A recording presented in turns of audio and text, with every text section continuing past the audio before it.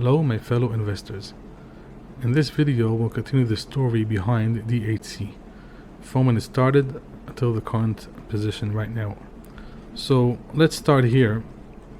I have here the 10K from 2002. Then they were called Senior Housing Properties Trust. Now it's DHC, then it had a different name. Now it's Diversified Health Care Trust, then it was Senior Housing Property Trust.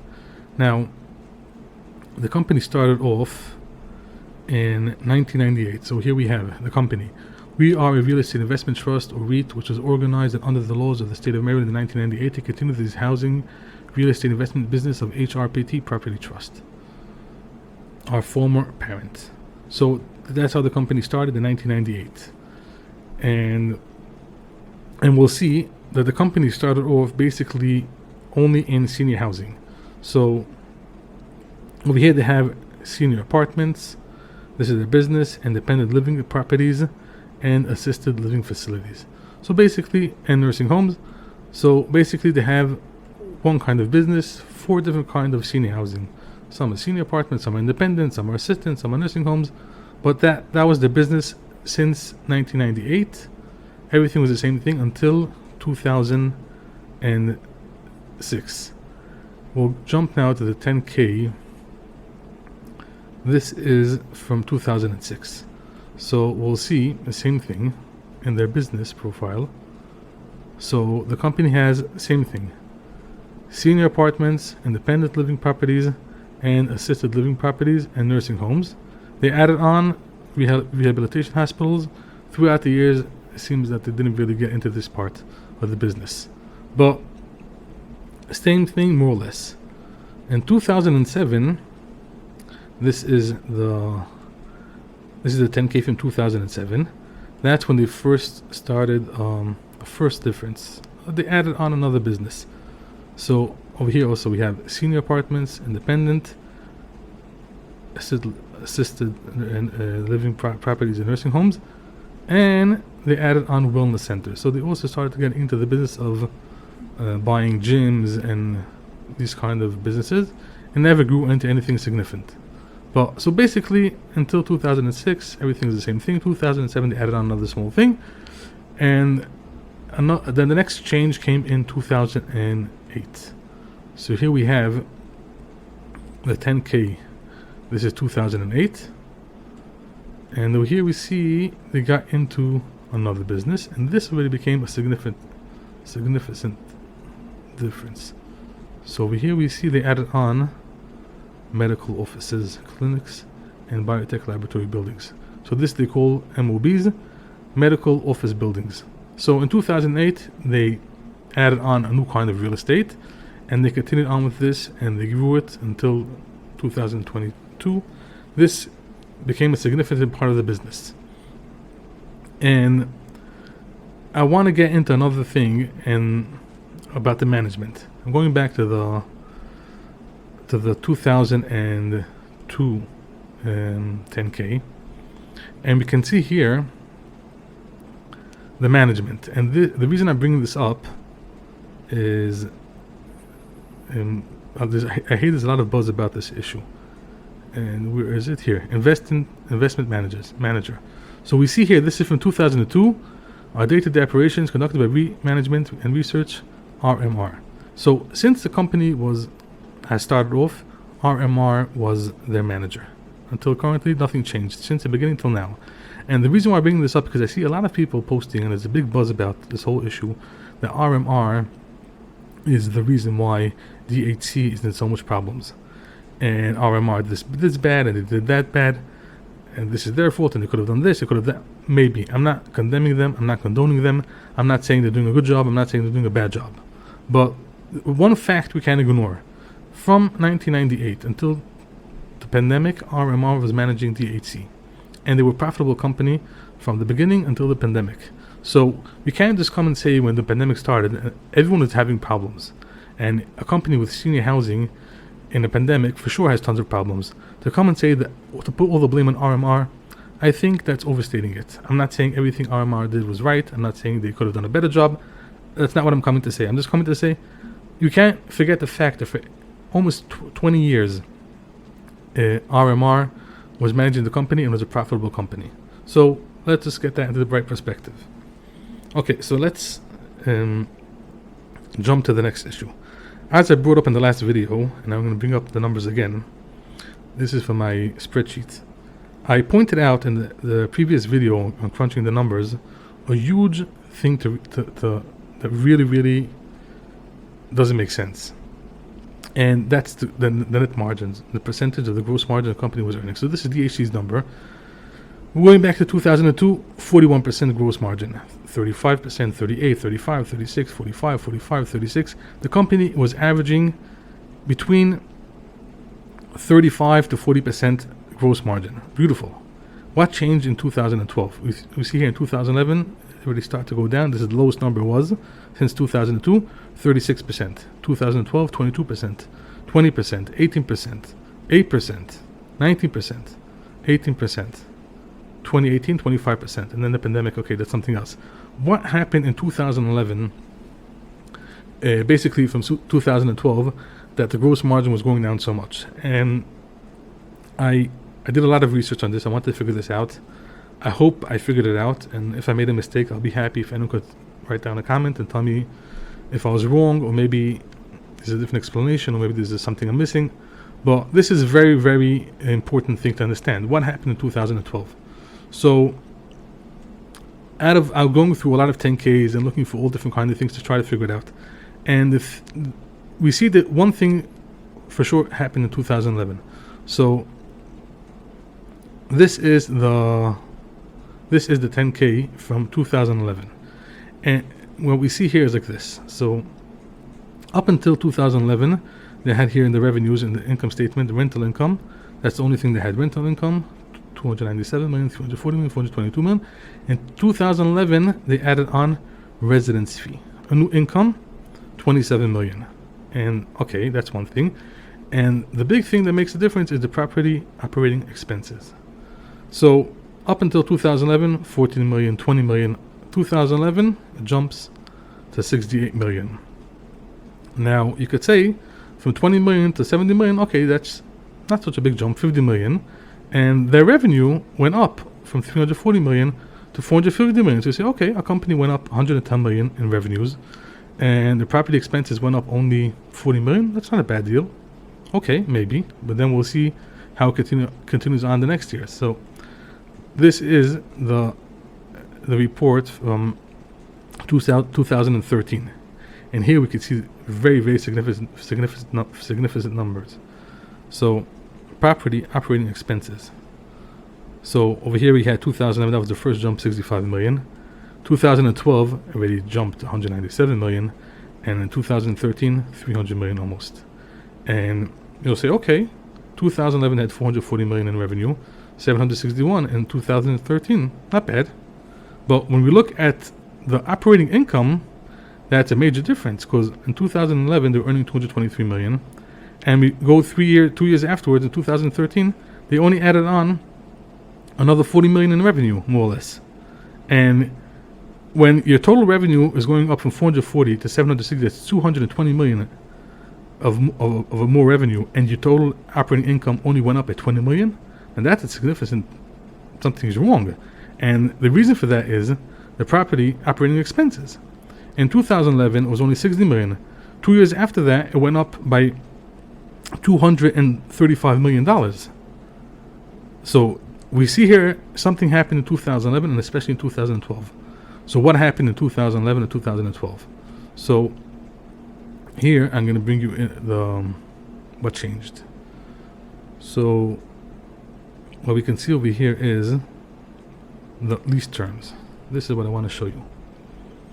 So what was the lease terms of DHC's on all the assets?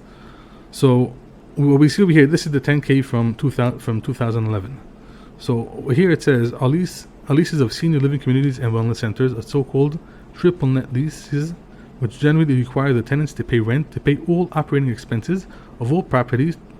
So until 2011, the way DHC was operating, they were buying assets and renting it out to a second party, and they were taking care of everything. So basically, DHC wasn't doing anything. It wasn't running the assets. It wasn't managing the assets. It was renting everything out. Any operational cost was everything on the tenant, whoever was renting the asset. And that changed in 2011, in June of 2011. And from there on, the gross margin started going down. So, okay, so here we have it, the segment reporting. So over here we could see what happened in 2011 and what started to change in the company's reports. So as of December 31, 2012, we have 3 operating segments. And by the way, we don't see this part of the report in previous reports before 2011. So everything started to change since 2012. That's when they started reporting this, in 2011. The first operating segment includes short-term and long-term resident care communities that offer dining for residents. Properties in the segment include leased and managed independent living communities, assisted living communities, skilled nursing facilities, and rehabilitation hospitals. We earn rental income revenues from the tenants that lease and operate our leased communities, and we earn fees and service revenues from the residents of our managed communities. 5 Star began managing our managed communities for our account in June 2011. This is what I wanted to show you. So basically, in June 2011, the DHC added on another segment. Up until June 2011, they had only the second operating segment, which is basically which they rented out, they leased out their assets to management companies. From June 2011, the company added on another segment. And in this segment, basically what changed was, it wasn't changed, it was added on another segment. DHC, or then it was senior housing, they had assets that they were operating it, not themselves, they were operating it through 5 Stars. But all the cost of the operations were on them. Until now, they were just renting out the assets, no operational fees, no nothing. You're renting it out, whatever the company has to pay for operation, okay. But basically, all the operating costs, anything that has to do with taking care of the assets, was on the company who was renting out the asset. From June 2011, so DHC added on another segment where they were managing the assets, not by themselves. They were doing it through 5 Stars, but 5 Star was managing them, and they had all the operational costs. So that changed in 2011, in June 2011. And that's, now we can understand what changed the gross margin going down so much. And we could see this, we see here in June 2011, so their property operating expenses was only 65 million. From then, it just went on, 197 million, 299, it went up. And we see here the resident fees and services, in 2011, where they basically had only rental income, they just started in the end, in June 2000, that's when they started also residential fees, where they were managing their own assets and renting it out. So it was still a small amount, and then it went up 184, 302 million. But basically, this business wasn't very profitable. If we see 184 million in income in 2012 for residential fees, and their property operating expenses went up 197 million.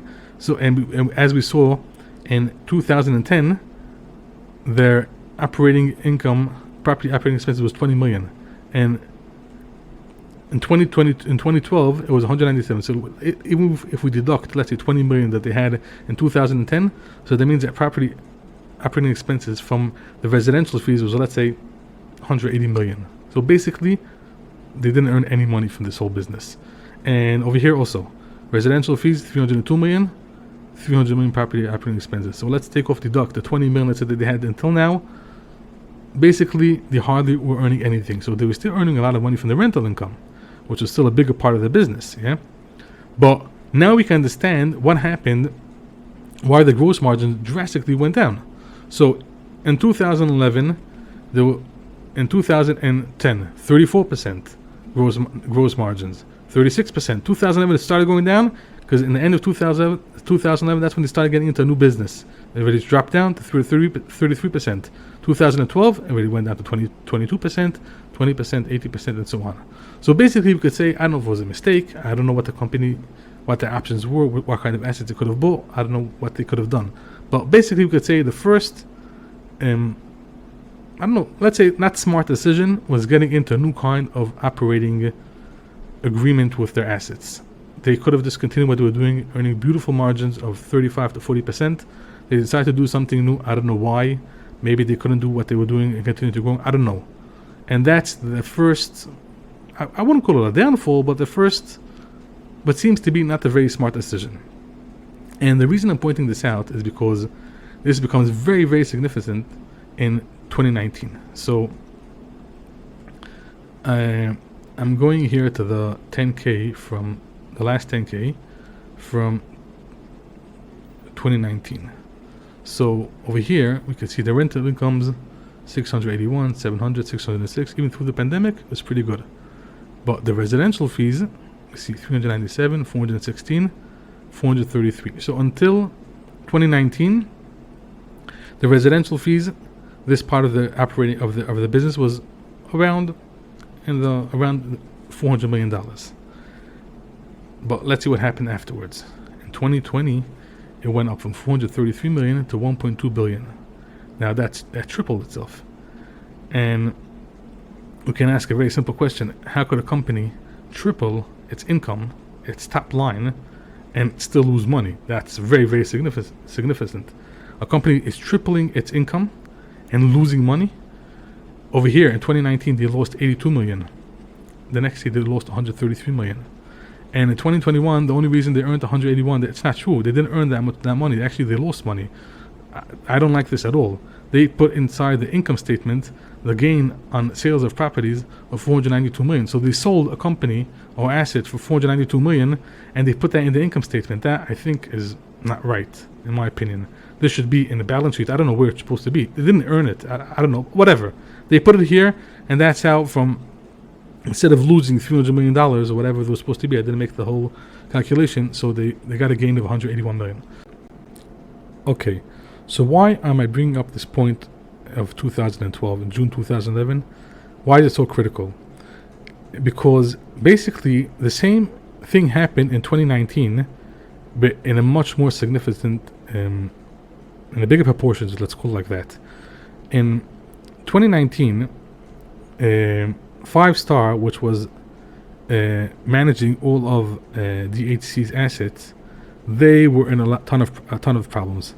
And in 2019, the DHC they changed their agreement with 5 Stars. So I'm not sure I understood everything correctly, and I can't say it's fuzzy, but I didn't exactly understand what was before that and what changed afterwards. So maybe if someone can help me out and teach me, I'll be very happy. I'll be very, very grateful. But over here we are in 10K from 2021, and we can see here all the changes that they made. So the way I understand it is basically, I'll just read it out. Pursuant to the Master Management Agreement, 5 Star receives a management fee equal to 5% of the gross revenue realized at the applicable senior living communities, plus reimbursement for the direct costs and expenses. So the way I understand it is until now, 5 Star in some way was renting out the assets from DHC, and it was paying out the rent, plus I don't know, it was getting different kind of fees or whatever it was. And because 5 Star was such a big problem, financial problem, so RMR, which is managing also 5 Star and also DHC, I'm guessing that they decided to make some kind of compromise where 5 Star shouldn't lose everything, so and DHC shouldn't lose everything. So DHC got rid of 5 Star in a huge amount of their communities, and they brought in a third party to manage their assets. But 5 Star still stay with a lot of assets of DHC, and it seems to me that they got a new agreement, which in some way is maybe isn't the best deal from 5 Star from DHC perspective. I don't know. I don't know what the options were. I don't know how hard it is to just get rid of a management and bring a new management. Maybe that's more expensive. It's very hard to judge when you're going through a pandemic, and I don't know. Maybe they just couldn't get rid of 5 Star. I don't know. I don't know what the options were. I don't know if it was a good decision, if it was a bad decision. But basically, what I'm pointing out is the company DHC in 2011 got into a new segment where they're not just renting out or leasing the assets and not doing anything about the operations. No, they started getting into the operational process, and they were running the business, and we see that wasn't very, very smart. That's how it seems anyway. Their gross margins went down significantly. In 2019, the same problem hit them, even in a higher degree, because 5-star was their managing company, and we can see the numbers that they're staggering. Like the residence fee and services went up to 1.2 billion from 403 billion. That means why did the rental go up? From where did the money come? They didn't buy more senior housing. They weren't taking triple the amount of money from the residents. It just came because they were paying out they were getting the entire operational costs or the entire operational income instead of everything going to 5-star, and they were also paying. So we see also the property operating expenses went up from 489 million to 1.2 billion. So the same thing that happened in 2011 in a small degree happened in 2019 in a huge degree. And over here it was already, then in 2019 they were still earning money. But in 2019, when the pandemic hit, now they were losing money. So this is very important to understand, because we're seeing the same process happening but in a bigger stage and in bigger numbers. So basically, if I conclude this video saying this: is DHC a good company? No. Is it a growth company? Definitely not. Was it ever a good company? No. Nothing special about it. Didn't have huge income. Nothing good. Nothing significant about this company. But what's interesting is the company is trading at 10 cents to $1. And what we need to figure out and make a deeper analysis, and this is here we have to use the common sense: is this company in a position where it's stuck and it's just going to go bankrupt, or is this a deep value investment? Are the problems real, but are they so problematic that the company can't get out of it, or is it pretty let's call it intriguing or interesting risk factor to take into consideration? So I'll give my final analysis in the next video. Thank you very much, and I hope you enjoyed this video.